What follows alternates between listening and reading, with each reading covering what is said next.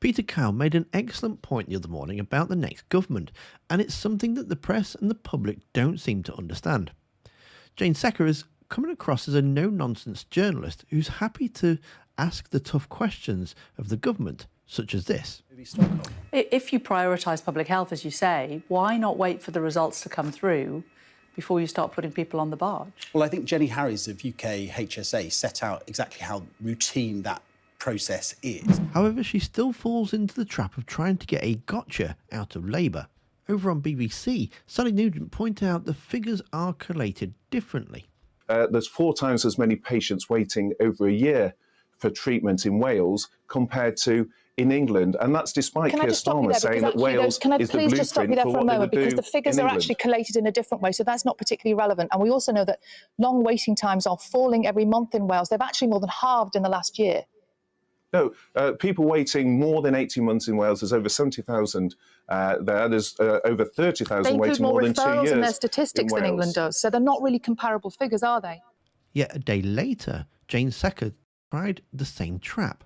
When we look at waiting list lengths, if you look at Labour-run Wales, the health waiting lists there are worse than they are in England. But they're measured in a different way, and since Rishi Sunak became Prime Minister, the waiting lists in Wales have actually improved. And although Johnathan Ashworth just brushed the question aside, when she tried a similar gotcha moment with Peter Kyle, he had the best response. And the people really need to listen to his words, because well, everyone knows that the state of the country is in right now. But if people think that it's going to instantly change once a better government gets in power, they might be in for a bit of a shock. Anyway, that's enough of me waffling. Take a look at this and let me know if it puts you off voting for the change. Would Labour keep it, the bibby, and barges like it? Well, let's just be clear about why we're in this mess in the first place. We're in this mess because we have a government that is chasing headlines but is not governing. A government that actually cared about getting the administration of our country right, getting the administration of difficult issues like this right, would have known about what tests to take on that barge before. We knew for weeks that the barge was being prepared for this sort of duty. The idea that they didn't even ask the right questions before putting people on board just shows that what they really want to do is get conversations up in the newspaper but not solve the actual fundamental problems. Now, we're going to have to see what kind of mess we're going to inherit should we win the election next year. We don't know what's going to happen between now and then. We've already had the Rwanda scheme that's been going on for a year. Again, lots of headlines, not a single asylum seeker going through that. We think that's an expensive waste of money that's just inefficient. We said it at the time. They criticised us for criticising it, but look who's been proven right on that. They're using all these gimmicks. They're not solving the problem. The only way we're going to solve this problem is by getting the fundamentals right. So I note that you don't say that Labour would immediately close these barges. You're accepting that you may have to use them depending on what the situation is when or if the Labour... We are going to have a huge mess to clear up, not just in the asylum programme, but on our NHS waiting lists, right across the economy, right across our public services.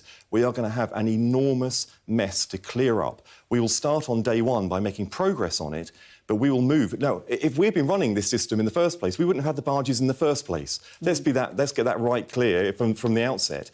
We wouldn't have the waiting lists, the 7.9 million people waiting in the waiting list, had the Labour proposals been used in the first place, and had the trajectory that the last Labour government left the country in been continued with both the economy and public services. We wouldn't have these crises that we see in the economy, in our public services, and also with our asylum system.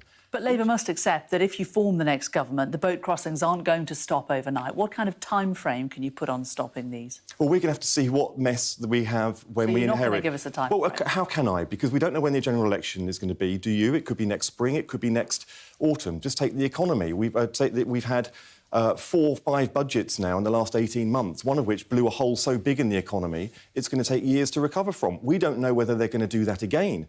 We don't know whether we're going to have more headline-chasing gimmicks that are going to make the problem worse with the asylum system between now and the general election. That's why we can't say precisely how long it's going to take to clear the mess up, because we don't know how much bigger the crisis is going to get in the next year.